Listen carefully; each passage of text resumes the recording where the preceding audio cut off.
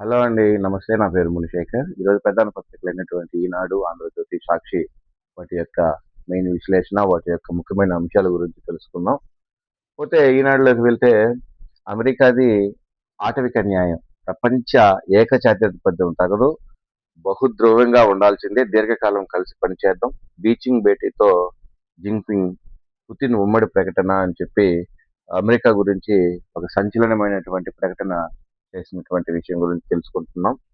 అయితే నిజంగా వాస్తవంగా ట్రంప్ ఆ, ఒక ఒక ఆయన ఆటవిక న్యాయంలోనే ఒక ఏకఛత్రపతిగా వ్యవహరిస్తున్నాడు అన్న విషయం మాత్రం అందరికీ తెలుస్తోంది.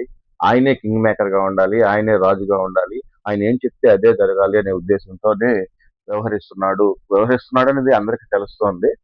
అదే విషయాన్ని వీళ్ళు చెప్పారు, పుతిన్ మరి జిన్పింగ్. ప్రపంచంలో పట్టు కోసం అమెరికా చేస్తున్నది ఆటవిక న్యాయమని చైనా, రష్యా విరుచుకుపడ్డాయి.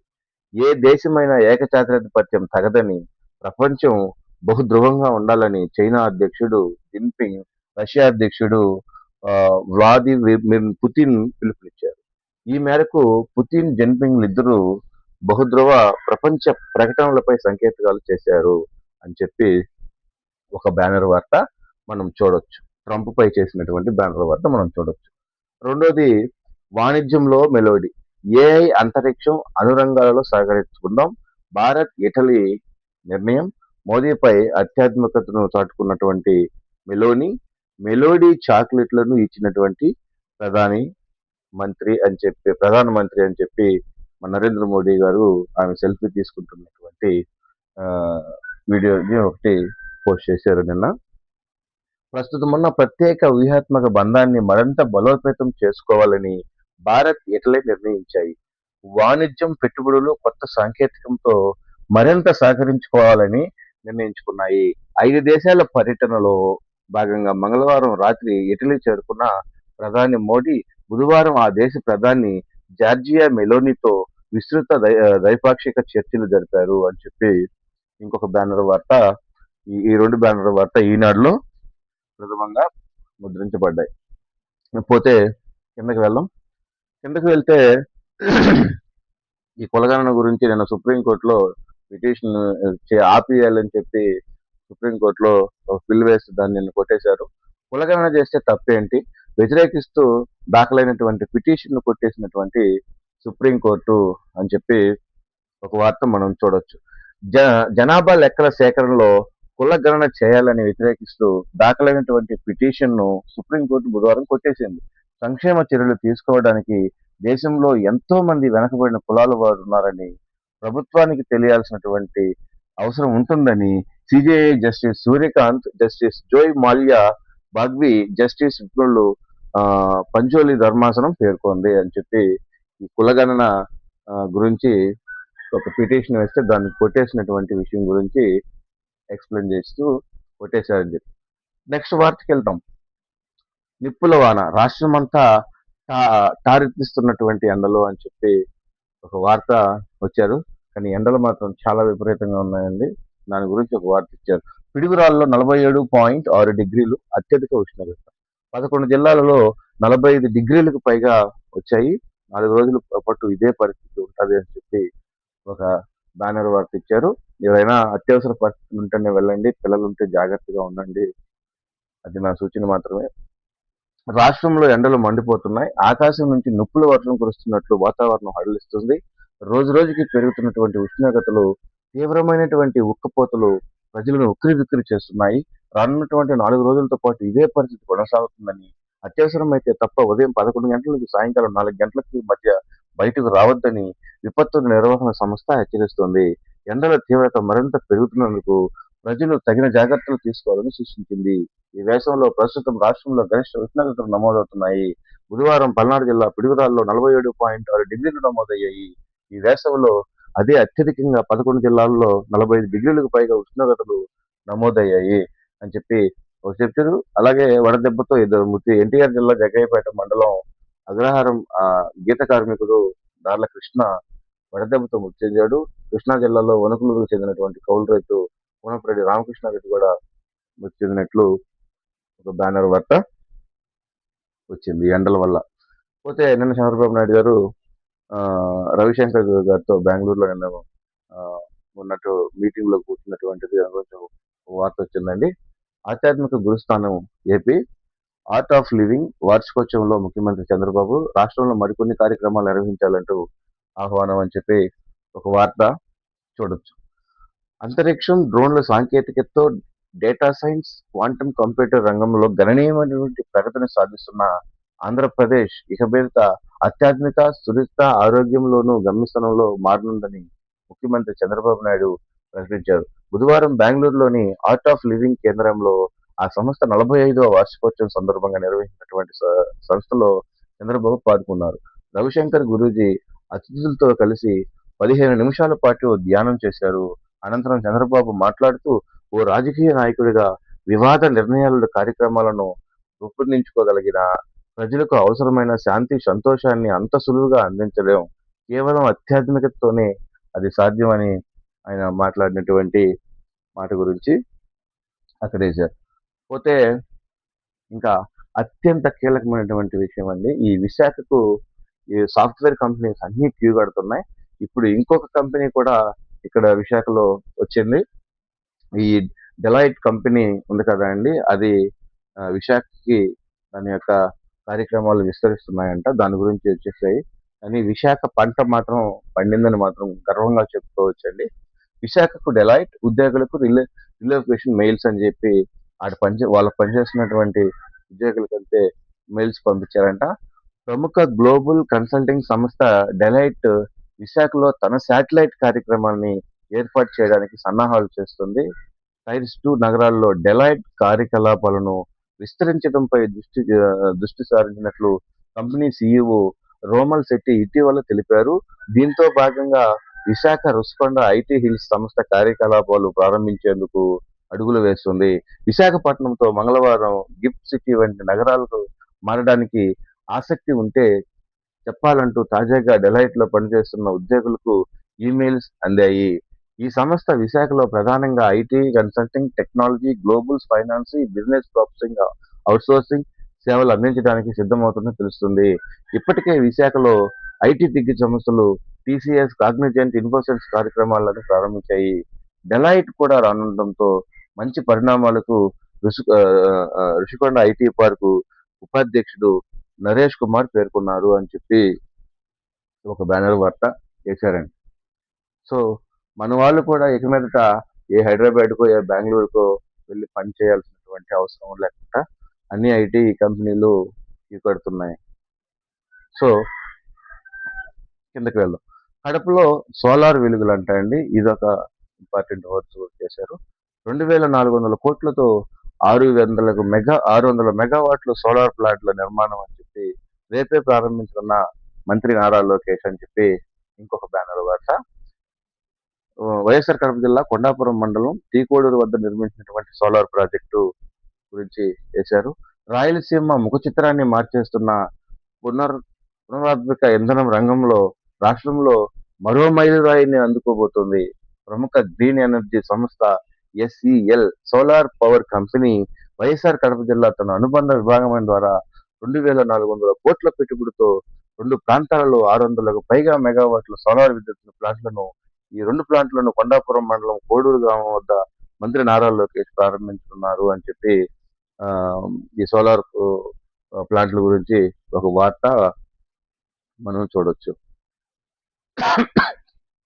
సారీ. పోతే 10 చోట్ల సీ ప్లేన్లను చెప్పి ఉడాన్ పథకంతో 200 కోట్లు ఇచ్చేందుకు కేంద్రం అంగీకారం. ఏరో డ్రోన్, ఫ్లోటింగ్ జెట్టి ఇతర మౌలిక సదుపాయాల కల్పనలకు, జలాశయాలకు, తీర ప్రాంతాల నదుల్లో ఎగరనున్నటువంటి విమానాలు అని చెప్పి ఇంకొక ఇంపార్టెంట్ అయినటువంటి వార్త. రాష్ట్ర పర్యాటక రంగంలో కీలకమైన సీ ప్లేస్ ప్రాజెక్టును ముందడుగు పడింది. 10 చోట్ల వీటిని నడిపేందుకు అవసరమైతే ఏరో డ్రోన్, ఫ్లోటింగ్ జెట్టి, ఇతర మౌలిక సదుపాయాల కల్పనలకు ఉడాన్ పథకంతో 20 కోట్ల చొప్పున మొత్తం 200 కోట్లు కేంద్రం కేటాయించనుంది. రాష్ట్ర విమానాశ్రయాలకు అభివృద్ధి సంస్థ ఆధ్వర్యంలో ఇందుకు సంబంధించినటువంటి పనులు చేపట్టనున్నారు అని చెప్పి ఒక వార్త గురించి చేశారు. లోపల పేజీలోకి వెళ్దాం.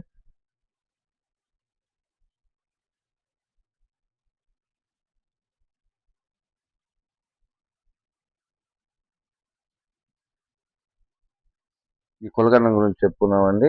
ఈ ఇటలీ ప్రధాని మోడీ గారు దాని గురించి చెప్పుకున్నాం. ఈ ఈనాడు జర్నలిజం స్కూల్ గురించి ఒక వార్త ఉన్నాయి, ఇది చెప్పుకున్నాం. కడపలో సౌర వెలుగులు ప్రాజెక్టు గురించి చెప్పుకున్నాం, ఇది చెప్పుకున్నాం. ఎన్ని కంటిన్యూషన్స్ ఉన్నాయండి, మొదట దాంట్లో కంటిన్యూషన్స్ ఉన్నాయి.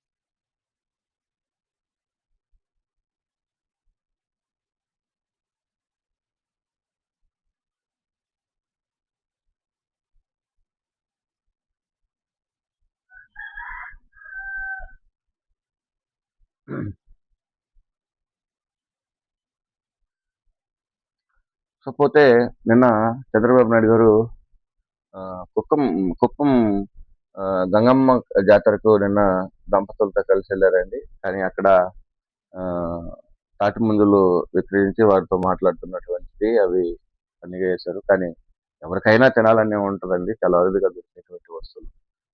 దాని గురించి కాకపోతే వీటి గురించి ఎంత ట్రోలింగ్స్ వస్తాయో మనకు తెలియదు. చిత్తూరు జిల్లా కుప్పంలో ఉన్నటువంటి ప్రసన్న తిరుపతి గంగమాంబకు సీఎం చంద్రబాబు దంపతులు శ్రీతేజ తరపున సారీ సమర్పించారు. జాతర చివరి రోజున బుధవారం గంగమ్మ విశ్వరూపాన్ని దర్శించుకున్నారు. వేద పండితులు చంద్రబాబు దంపతులు ఆశీస్సులు అందజేశారు. ఉదయం హెలికాప్టర్లో శాంతిపురం మండలంలో ఆ తుమ్మినికి చేరుకున్నారు. తర్వాత ఆ, కడపల్లె పంచాయతీ శివపురంలో స్వగ్రహానికి చేరుకున్నారు. అక్కడ నుంచి గంగమ్మ ఆలయానికి వచ్చి అర్చకులు పూర్ణ కుంభం చేశారు అని చెప్పి ఒక వార్త మనం చూడొచ్చు. పోతే వెట్టి చాకిరి నుంచి గిరిజనులకు విముక్తి, నిజామాబాద్ నుంచి నెల్లూరు చేరుకున్న 256 మంది అని చెప్పి ఒక ఇంపార్టెంట్ అయినటువంటి వార్త ఇక్కడ వేశారండి. తెలంగాణలోని నిజామాబాద్ జిల్లాలో వెట్టి చాకరీ చేస్తున్న శ్రీ పొట్టి శ్రీరాములు నెల్లూరు జిల్లాకు చెందిన 423 మందికి రాష్ట్రం లీగల్ సెల్ అథారిటీ ఆదేశాలతో విముక్తి కల్పించింది. వీరంతా ఆ జిల్లాకి ఆర్మూరు మండలంలో, ముగ్గురు ఆలూరు మండలంలోని దేవాంగంలోని ఇటుక బట్టిలో పనిచేస్తున్నారు. వీరిపై ఫిర్యాదులు రాగా ఇటీవల జిల్లా ప్రధాన న్యాయమూర్తి భారతలక్ష్మి ఇటుకల బట్టీలు తనిఖీ చేశారు. వారి దీన పరిస్థితిని గమనించి విముక్తి కల్పించింది. స్వగ్రామానికి తరలించాలని ఆదేశించారు. ఆ కార్యక్రమంలో మంగళవారం 256 మందిని అక్కడి నుంచి ప్రత్యేక బస్సులో పంపించగా బుధవారం నెల్లూరు జిల్లాకు వచ్చారు. వారిని కావలి మండలంలో తుమ్మలపేట రెసిడెన్షియల్ గురుకుల పాఠశాలలో తాత్కాలిక వసతులు కల్పించారు. వివరాలకు నమోదైనట్లు వెల్లడించారు అని చెప్పి ఇంకొక వార్త చూడొచ్చు. కళ్యాణి వెంకటేశ్వరుని కిరీటం అందించినట్టు కిరీటం అదృశ్యం, తాకట్టులో ఉందని దాత ఆందోళన. కళ్యాణ వెంకటేశ్వరుని కిరీటం అదృశ్యం అంటండి, తాకట్టులో ఉందని ఇచ్చినటువంటి దాత ఒక ఆందోళన చెప్పారు. శ్రీ కళ్యాణ వెంకటేశ్వర స్వామికి ఓ భక్తుడు సమర్పించిన వజ్రాహిత సువర్ణ కిరీటం అదృశ్యమైంది. కృష్ణా జిల్లా గుడివాడలోని ఆర్యవైశ్య కళ్యాణ మండపానికి చెందిన శ్రీ కళ్యాణ వెంకటేశ్వర స్వామి ఆలయంలో స్వామికి 2025లో జరిగిన మాటూరి సుబ్బారావు 70 లక్షల విలువైన వజ్రాలు పొదిగిన 461 గ్రాముల బంగారు కిరీటాన్ని బహుకరించారు. సుబ్బారావు ఇటీవల ఆలయానికి వెళ్లి స్వామివారిని దర్శించుకోగా కిరీటం కనిపించలేదు. ఆయన కమిటీ నేతల్ని అడిగితే బ్యాంకు లాకర్లో ఉందని చెప్పారు. మరో ఆలయానికి వెళ్లి ఓసారి కిరీటాన్ని అలంకరించండి. 81 ఏళ్ల వయసు గల వాడిని కిరీటంతో స్వామిని చూడాలని ఆశగా ఉందని కోరితే మళ్ళీ వేరే బ్యాంక్ లాకర్లో ఉందని, దాంతో సుబ్బారావు ఆరా తీయగా కళ్యాణ మండపం ఆధునీకరణ కిరీటాన్ని కుదువ పెట్టినట్లు తెలిసింది. ఇంకొక వార్త అండి, ముఖ్యమంత్రి కాన్వాయ్లో మార్పులు, భద్రతా సిబ్బంది కోసం 2 మినీ బస్సులు ఏర్పాట్లు అని చెప్పి ఒక వార్త వచ్చింది. పోతే ఇది చాలా ఇంపార్టెంట్ అండి. మత విద్వేషాలు రెచ్చగొట్టడం, ప్రభుత్వానికి బురద చల్లడం, ఇదే పాస్టర్ అభినయ కుట్ర. వివరాలు వెల్లడించిన ఎస్పీ అమిత్ సర్దార్ అని చెప్పి ఒక వార్త వచ్చింది. ఇతనే కొట్టించుకోవడం, ఇతనే రెచ్చగొట్టుకోవడం, ఇలా సోషల్ మీడియాలో పాపులర్ అవ్వడం కోసం చేస్తున్నాడంటండి. మత విద్వేషాలు రెచ్చగొట్టి ప్రభుత్వంపై బురద జల్లేందుకు కడపకు చెందిన పాస్టర్ నటుడు అభినయ్ దర్శన్ కుట్ర చేసినట్లు పోలీసులు తేల్చారు. సామాజిక మాధ్యమాల ద్వారా ఆదాయం ప్రచారం కోసం అల్లూరి సీతారామరాజు జిల్లా గూడెం కొత్త వీధి మండలం పరిధిలో తనపై దాడి హత్యాయత్నం జరిగిందంటూ నాటకం ఆడాడు. అందుకోసం గిరిజన యువకుడు ప్రలోభ పెట్టాడు. దాంతో పోలీసులు వివిధ సెక్షన్ల కింద కేసు నమోదు చేసి పాస్టర్ అభినయ్ దర్శక్తో పాటు కేసు నమోదు చేశారు. 9 మంది నిందితులను అరెస్ట్ చేశారు. చింతపల్లి పోలీస్ స్టేషన్లో ఎస్పీ అమిత్ బర్దార్ ఆధ్వర్యంలో దీనిపై సుదీర్ఘంగా విచారణ చేశారు. అనంతరం ఎస్పీ పాడేరు విలేకరులతో వివరాలు తెలిపారు. కడప జిల్లా అభినయ్ దర్శన్ భరోసా పార్టీ వ్యవస్థాపకుడిగా పాస్టర్ గా నమ్మిస్తూ సామాజిక మాధ్యమాల ద్వారా డబ్బులు వసూలు చేస్తున్నాడు. ఫిబ్రవరిలో అర్లూరు జిల్లాలో వచ్చినటువంటి గిరిజనులతో మాట్లాడి వారి సమస్యలు తెలుసుకున్నట్లు ప్రచారం చేసుకుంటున్నారు. సామాజిక మాధ్యమాలలో ప్రభుత్వానికి వ్యతిరేకంగా వీడియోలు చేపట్టారు.